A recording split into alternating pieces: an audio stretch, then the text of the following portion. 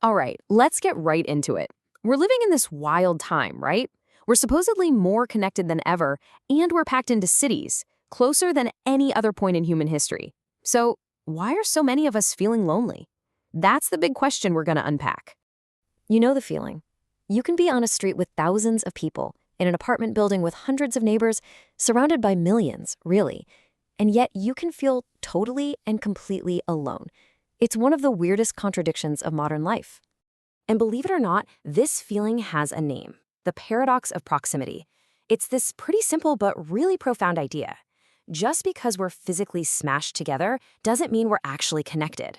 Our cities are amazing at getting tons of people in one place, but they often forget to build in the things that actually create real community.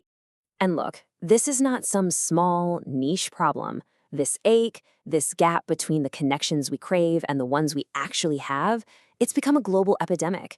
A massive 16% of people all around the world say they feel lonely. That's a huge number. This quote from urbanist Gil Penalosa, it just completely flips the script. It suggests that maybe we've been looking for the solution in all the wrong places. What if loneliness isn't some kind of personal failure? What if it's actually a design flaw in the very places we live? And that leads us to the heart of what we're talking about today. The idea that maybe loneliness is less about what's going on inside our heads and more about what's going on right outside our front door. It's a problem of place. And check this out. This shows the huge shift in thinking that's happening. For a long time, the healthcare world has been asking a reactive question. Okay, someone's lonely. How do we fix it? But now, urban designers are asking a much more proactive question. How can we build our cities so that connection just happens, naturally, without even trying? The secret weapon in this proactive approach is something called social infrastructure. And it sounds fancy, but it's a really simple idea. It's just all the stuff, the physical places and the groups that give us a chance to bump into each other and connect. We're talking about parks, libraries, community gardens, local clubs. It's like the hardware and the software for building a community. But here's where that paradox bites us again. As health geographer Kate Mulligan points out, just having more people around can actually work against us. It's like in a giant city, there's this diffusion of responsibility. We figure, with all these people here, someone else will say hi, someone else will help that person. And so nobody does. So if our environments are a big part of the problem, well, that means they have to be a big part of the solution too. So let's take a quick trip around the world and see how different cities are literally designing connection back into everyday life. Our first stop is Vancouver, where folks are taking on the modern high-rise. The Hey Neighbor Collective looked at these giant apartment towers and realized that just because you share a wall doesn't mean you're sociable. So they're figuring out how to turn these anonymous buildings into what they call vertical communities. And they're not doing it with anything super complicated. It's these simple but honestly brilliant design hacks. Like, instead of sticking the laundry room in some creepy basement, put it near the front door where you're bound to run into people. Or turning mailrooms from dark little corners into bright, welcoming spots where you might actually want to linger. Even something as basic as having good natural light in the hallways can make us feel safer and more likely to pause and say, hey. Now, Vancouver is zooming in on a single building, which is awesome. But let's hop over to Seoul, because they're thinking on a massive, citywide scale. I love the term they use for their strategy. They're turning the city's physical hardware into social hardware. And they are not messing around. This is a $327 million initiative.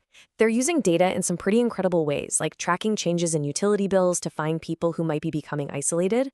Their loneliness hotline, they thought they'd get maybe 3,000 calls. They got 13,000 in the first 3 months.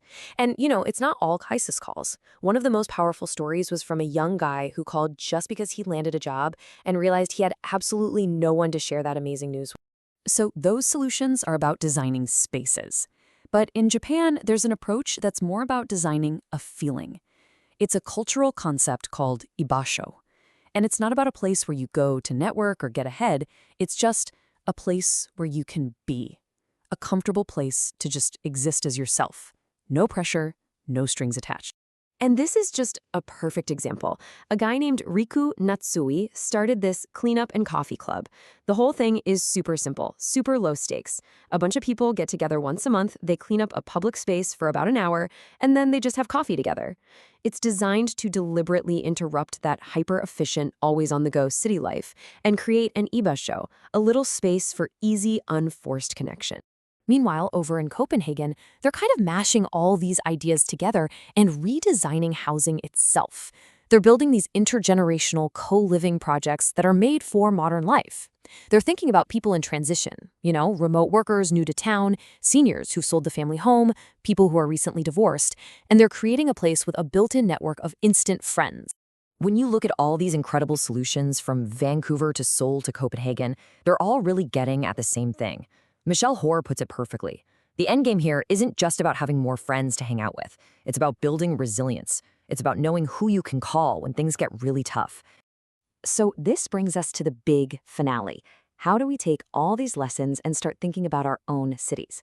Well, it all starts with reimagining what our urban spaces are even for. Professor Carlos Moreno makes this really critical point. For way too long, our main goal has been to build housing. Just a roof, 4 walls. But what we need to be creating is a habitat. And a habitat, well, that's so much more. It's a whole ecosystem of local shops, services, parks, and culture. Everything you need to live a full life. And that really is the single most important thing to take away from all of this. Our cities, our neighborhoods, even our apartment buildings, they are not neutral. They're not just some passive backdrop to our lives. Every single design choice is either actively pushing us apart or it's pulling us together. It's a choice we're making, whether we realize it or not. So I'll leave you with this final thought. We spend so much of our time and energy looking for connection through our screens. But what if the most powerful cure for loneliness isn't in an app? What if it's been there the whole time, just waiting for us, right outside our own front door?